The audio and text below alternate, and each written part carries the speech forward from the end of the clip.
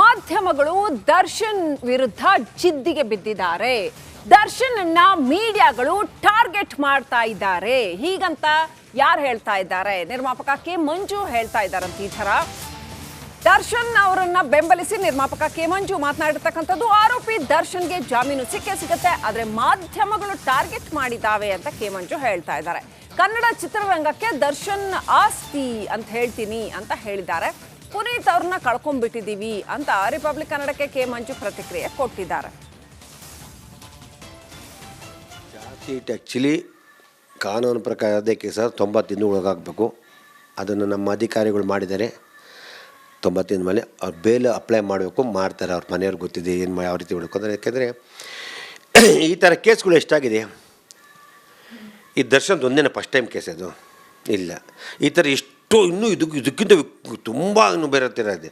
ಅದು ದರ್ಶನ್ ಯಾಕೆ ಟಾರ್ಗೆಟ್ ತುಂಬ ಹೈಲೈಟ್ ಆಗಿರುತ್ತೆ. ಒಬ್ಬ ನಟ, ಒಬ್ಬ ಸೆಲೆಬ್ರಿಟಿ ಅಂತ. ಅವನು ಮನುಷ್ಯನೇ, ಅವನು ಮಾಡಿದ್ದನ್ನು ಬಿಟ್ಟು ನಾವು ಯಾರಿಲ್ಲ. ನ್ಯಾಯಾಲಯಕ್ಕೆ ಮಾತ್ರ ಗೊತ್ತಾಗುತ್ತದೆ. ಅದನ್ನು ನಾವು ಕೆಲವು ಮಾಧ್ಯಮದವರಾಗ್ಬೋದು, ಕೆಲವು ಬೇರೆಯವರು, ಕೆಲವು ರಾಜಕೀಯದವರಾಗ್ಬೋದು, ಕೆಲವು ಅಧಿಕಾರಿಗಳು ಅವನ್ನ ಟಾರ್ಗೆಟ್ ಆಗಿದೆ ಅಂತ ನನಗೆ ತುಂಬ ಜನ ಹೇಳ್ತಾರೆ. ನಾನು ನೋಡಿಲ್ಲ, ಕೇಳಿದ್ದೀನಿ ಅಷ್ಟೇ. ಒಬ್ಬ ಕಲಾವಿದ ಅವನು ತಪ್ಪು ಮಾಡಿದ್ದನ್ನು ಬಿಟ್ಟು ನಮ್ಗೆ ಯಾರು ಗೊತ್ತಿಲ್ಲ. ಅಂದರೆ ಒಳ್ಳೆ ಕಲಾವಿದ, ಅವ್ನಿಗೆ ಒಳ್ಳೇದಾಗಲಿ ಅಂತ ಹೇಳೋಕ್ಕೆ ಇಷ್ಟಪಡ್ತೀನಿ. ನಿಜವಾಗ್ಲೂ ಈ ದಸರಾಗೆ ಬಂದು ಚಾಮುಂಡೇಶ್ವರನ್ನು ಕರೆಸ್ಕೊಳ್ಳಿ, ಬೇಲಾಗಲಿ. ಅದೇ ರೀತಿ ನಮ್ಮ ವೀರೇಂದ್ರ ಸ್ವಾಮಿ ಅವನು ಅವ್ರ ಶ್ರೀಮತಿಗೆ ನಮ್ಮ ಸರ್ಕಾರದಲ್ಲಿ ಯಾವುದಾದ್ರು ಒಂದು ಕೆಲಸ ಕೊಡಲಿ. ಸರ್ಕಾರದ ಒಂದು ಕೆಲಸ ಎಷ್ಟೋ ಜನ ಕೊಟ್ಟಿದ್ದೀರಾ. ನಮ್ಮ ರಾಜ್ಯ ಸರ್ಕಾರಕ್ಕೆ ದಯವಿಟ್ಟು ಮನವಿ ಮಾಡ್ತೀನಿ, ಯಾವುದಾದ್ರು ಒಂದು ಪೋಸ್ಟ್ ಕೊಡಿ. ಆ ಹೆಣ್ಣು ಮಗುಗೆ ಒಳ್ಳೇದಾಗಲಿ. ಅವ್ರ ತಂದೆ ತಾಯಿಗೆ ನೋಡ್ಕೊಳ್ಳೋಂಥ ಪಾಪ ಆ ಹೆಣ್ಮಗು ಆಗಲಿ. ದರ್ಶನ್ ಬಂದಮೇಲೆ ಏನೋ ಮಾಡ್ತಾರೆ. ಇವತ್ತು ಆಲ್ರೆಡಿ ನಾವು ಚಿತ್ರರಂಗದಲ್ಲಿ ನಮ್ಮ ಪುನೀತ್ ರಾಜ್ಕುಮಾರ್ ಕಳ್ಕೊಂಡು ಚಿತ್ರರಂಗ ತುಂಬ ಸೊರಗ್ತಾ ಇದ್ದೀವಿ. ನಾವು ತುಂಬ ಒಳ್ಳೊಳ್ಳೆ ಕಲಾವಿದರು ಕಳ್ಕೊಂಡ್ಬಿಟ್ಟಿದ್ದೀವಿ. ದರ್ಶನ್ ಕಳ್ಕೊಂಡ್ರೆ ತುಂಬ ಕಷ್ಟ ಆಗ್ಬಿಡುತ್ತೆ. ಅದರಿಂದ ಅವ್ರು ಬೇಗ ಬರಲಿ. ಅಭಿಮಾನಿಗಳು ದಯವಿಟ್ಟು ಅಷ್ಟೇ, ನೀವು ಆತುರವಾಗಿ ಮಾತಾಡೋದು, ಏನನ್ನು ಹುಚ್ಚುಟ್ಟಂತ ಮಾತಾಡಬೇಡಿ. ಎಲ್ಲರೂ ಯಾವತ್ತಾರು ಇವತ್ತು ಕಿತ್ತಾರೆ, ನಾಳೆ ಒಂದಾಗ್ತಾರೆ. ಅದರಿಂದ ಭೇದ ಭಾವ ಬಿಟ್ಟು ಅವ್ರು ಒಳ್ಳೇದಾಗಲಿ ಅಂತ ಪೂಜೆ ಮಾಡಿ. ಅದನ್ನು ಬಿಟ್ಬಿಟ್ಟು ನಾವು ಏನೇ ಮಾಡಿದ್ರೆ ನ್ಯಾಯಾಲಯಕ್ಕೆ ಎಲ್ಲರೂ ಸುಮ್ಮನೆ ಒಂದು ಬರ್ತದೆ. ನಮ್ಮ ನ್ಯಾಯಮೂರ್ತಿಗಳೆಲ್ಲ ಗೊತ್ತಿರ್ತದೆ, ಕೋರ್ಟ್ ಗೊತ್ತಿರ್ತದೆ. ಕೋರ್ಟ್ಗೆ ಆ್ಯಕ್ಚುಲಿ ಬೇಲ್ ಕೊಡಬಾರ್ದು ಅಂತ ಎಷ್ಟೋ ಜನ ಬೇಕು ಅಂತ ಮಾಧ್ಯಮದಲ್ಲಿ ಆಗ್ತಾ ಅಂತ ಹೇಳ್ತಾರೆ. ಮಾಧ್ಯಮದವ್ರಿಗೆ ಸರ್ಕಾರದವ್ರು ತುಂಬ ಜನ ಏನು ಹೇಳ್ತಾವ್ರೆ, ಅದನ್ನು ಹೈಲೈಟ್ ಆಗಲಿ ಹೇಳ್ತಾರೆ. ಅದನ್ನು ನ್ಯಾಯಾಲಯ ಗೊತ್ತಿರ್ತದೆ ಅವ್ರು ಎಂತೆಂಥ ಕೇಸ್ ಕೊಡಬೇಕು ಅಂತ. ನ್ಯಾಯಮೂರ್ತಿಗಳು ದಯವಿಟ್ಟು ಅವನಿಗೆ ಬೇಗ ಬೇಲ್ ಕೊಡಲಿ ಅಂತ ನಾನು ಮನವಿ ಮಾಡ್ತೀನಿ. ನನ್ನ ವೈಯಕ್ತಿಕ ವಿಚಾರ ನಾನು ಮನವಿ ಮಾಡ್ತೀನಿ. ಯಾಕೆಂದ್ರೆ ತುಂಬ ಜನ ಪ್ರೊಡ್ಯೂಸರ್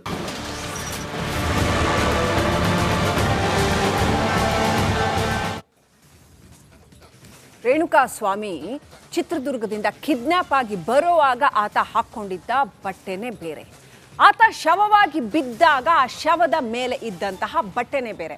ಅಂದರೆ ಮಧ್ಯದಲ್ಲಿ ಏನು ನಡೀತು? ಹಾಗಾದ್ರೆ ಏನು ಮಾಡಿದ್ರು ಇವರುಗಳು? ಅದನ್ನ ಹುಡುಕೊಂಡು ಹೋಗಿದ್ದಂತಹ ಪೊಲೀಸರಿಗೆ ಸಿಕ್ಕಿದ್ದು ಸ್ಫೋಟಕ ಸತ್ಯ.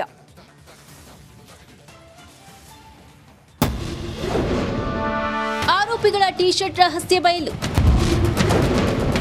ಹಚ್ಚೆ ಮುಚ್ಚಿಡಲು D gang high drama.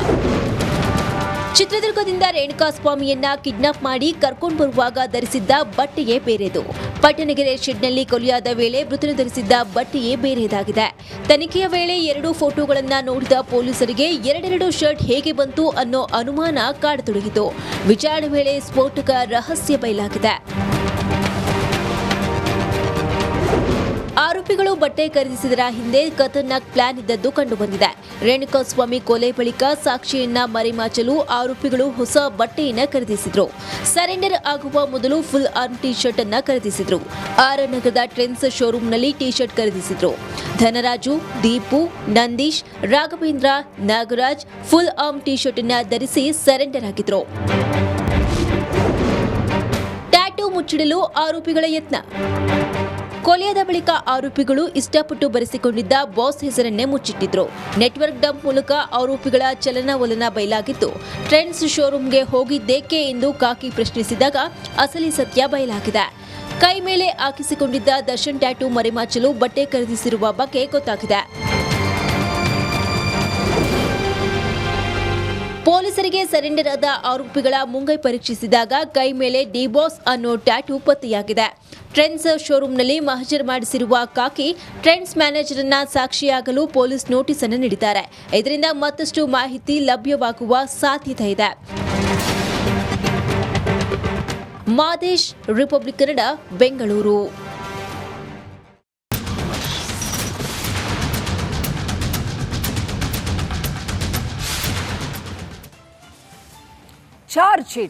Charge sheet ಸಲ್ಲಿಸಿದ ಬಳಿಕ ಅದೆಷ್ಟೊಂದು ಸತ್ಯಗಳು ರಿವೀಲ್ ಆದವು ಅನ್ನೋದನ್ನ ನೀವು ಎಲ್ಲರೂ ನೋಡಿದ್ದೀವಿ. ಅದೆಷ್ಟು ಸ್ಫೋಟಕ ಸತ್ಯಗಳು ಬೆಳಕಿಗೆ ಬರ್ತಾ ಬಂದವು, ಆರೋಪಿಗಳು ಏನೆಲ್ಲ ಮಾಡಿದ್ರು ಅನ್ನೋಂಥದ್ದು. ಈಗ ಚಿತ್ರದುರ್ಗದ ದರ್ಶನ್ ಅಭಿಮಾನಿ ಸಂಘದ ರಾಘವೇಂದ್ರ ಇದ್ನಲ್ಲ, ರೇಣುಕಾಸ್ವಾಮಿನ ಕಿಡ್ನಾಪ್ ಮಾಡಿ ಕರ್ಕೊಂಡು ಬಂದಿದ್ದ ಮನುಷ್ಯ, ಆತನ ಕಳ್ಳಾಟ ಕೂಡ ಇದೇ ಚಾರ್ಜ್ ಶೀಟ್ನಲ್ಲಿ ರಿವೀಲ್ ಆಗಿದೆ.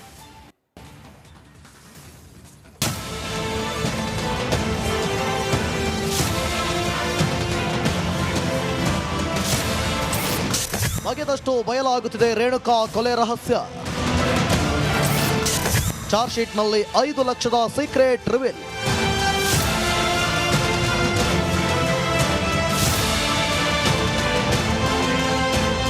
ಚಿತ್ರದುರ್ಗದ ರೇಣುಕಾಸ್ವಾಮಿ ಕೊಲೆ ಕೇಸ್ನಲ್ಲಿ ಡಿ ಗ್ಯಾಂಗ್ ಕಂಬಿ ಎಣಿಸುತ್ತಿದೆ.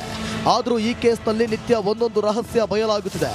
ಇದೀಗ A4 ಆರೋಪಿ ರಾಘವೇಂದ್ರ ಹಾಗೂ ಹೆಂಡತಿ ಕಟ್ಟುಕತೆ ಜಗತ್ತು ಜಾಹೀರಾಗಿದೆ.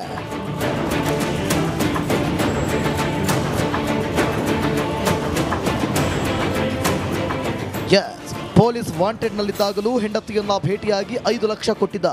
ಆದರೆ ಈ ಬಗ್ಗೆ ರಾಘವೇಂದ್ರ ಹೆಂಡತಿ ನನಗೇನು ಗೊತ್ತೇ ಇಲ್ಲ ಎಂದಿದ್ಲು. ಇದು ಚಿತ್ರದುರ್ಗ ದರ್ಶನ್ ಅಭಿಮಾನಿಗಳ ಸಂಘದ ಅಧ್ಯಕ್ಷ ರಾಘವೇಂದ್ರ ಹಾಗೂ ಹೆಂಡತಿ ಪೊಲೀಸರ ಮುಂದೆ ಕಥೆಯೇ ಕಟ್ಟಿದ್ರು. ರಾಘವೇಂದ್ರ ಬಂಧನವಾದಾಗ ತನಗೇನು ಗೊತ್ತೇ ಇಲ್ಲ ಅಂದಿದ್ಲು. ಆದರೆ ಪೊಲೀಸ್ ಚಾರ್ಜ್ ಶೀಟ್ನಲ್ಲಿ ಅಸಲಿ ಸತ್ಯ ಬಯಲಾಗಿದೆ.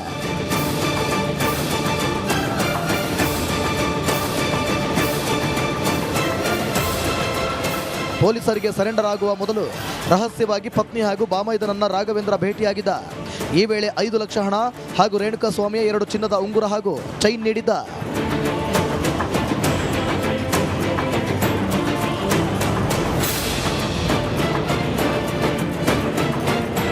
ಆದರೆ ಇದ್ಯಾವುದು ನನಗೆ ಗೊತ್ತೇ ಇಲ್ಲ ಎಂದು ರಾಘವೇಂದ್ರ ಪತ್ನಿ ಸಹನಾ ಹೇಳಿದ ಸುಳ್ಳು ಈಗ ಬಟಾಬಯಲಾಗಿದೆ.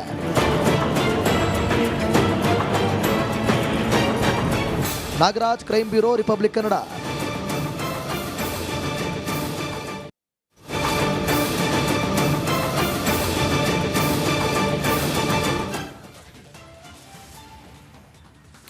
ದರ್ಶನ್ಗೆ ಬಳ್ಳಾರಿ ಜೈಲಲ್ಲಿ ಇರೋಕ್ಕೆ ಸಖತ್ ಕಷ್ಟ ಆಗ್ತಾ ಇದೆ. ಕಷ್ಟ ಆಗಲೇಬೇಕು, ಯಾಕಂದ್ರೆ ಪರಪನಗ್ರಹಾರ ಥರ ರೆಸಾರ್ಟ್ ಅಲ್ಲ ಅದು.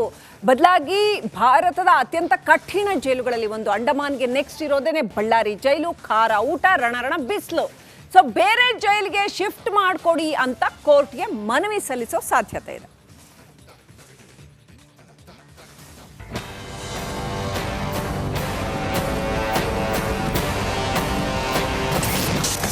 ಬಳ್ಳಾರಿ ಜೈಲಿಂದ ಶಿಫ್ಟ್ ಆಗ್ತಾರಾ ದರ್ಶನ್? ಕೋರ್ಟ್ಗೆ ಅರ್ಜಿ ಹಾಕಲು ದರ್ಶನ್ ತಯಾರಿ.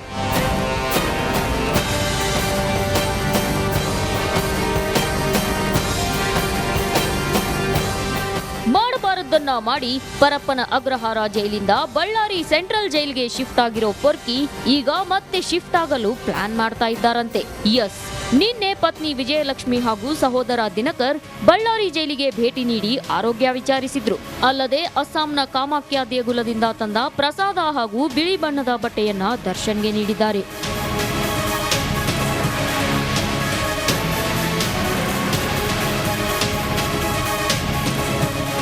ಇದೇ ವೇಳೆ ದರ್ಶನ್ ಬೇರೆ ಜೈಲಿಗೆ ಶಿಫ್ಟ್ ಆಗೋ ಬಗ್ಗೆ ಚರ್ಚೆ ನಡೆಸಿದ್ದಾರಂತೆ. ಅಲ್ಲದೆ ಈ ಬಗ್ಗೆ ಕೋರ್ಟ್ಗೆ ಅರ್ಜಿ ಹಾಕಲು ದರ್ಶನ್ ತಯಾರಿಯಲ್ಲಿದ್ದಾರಂತೆ.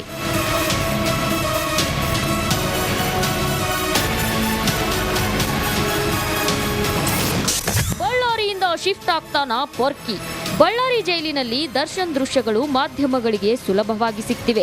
ಅಲ್ಲದೆ ಪದೇ ಪದೇ ಬ್ಯಾಗ್ ಹಿಡಿದು ಓಡಾಡಿ ಪೊರ್ಕಿಗೆ ಮುಜುಗರ ಆಗಿದೆ ಅಂತೆ. ಜೊತೆಗೆ ಬಳ್ಳಾರಿಗೆ ಪದೇ ಪದೇ ಕಾರಿನಲ್ಲಿ ಪ್ರಯಾಣ ಕಷ್ಟಕರವಾಗಿದ್ದು, ಬೆಂಗಳೂರು ಟು ಬೆಳಗಾವಿಗೆ ವಿಮಾನ ಪ್ರಯಾಣ ಸುಲಭ.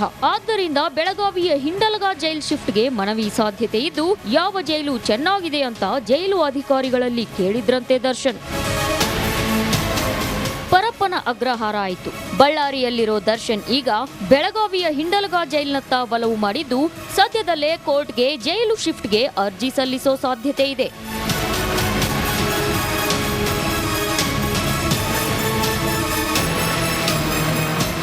ರೇಣುಕಾರಾಧ್ಯ, ರಿಪಬ್ಲಿಕ್ ಕನ್ನಡ, ಬಳ್ಳಾರಿ.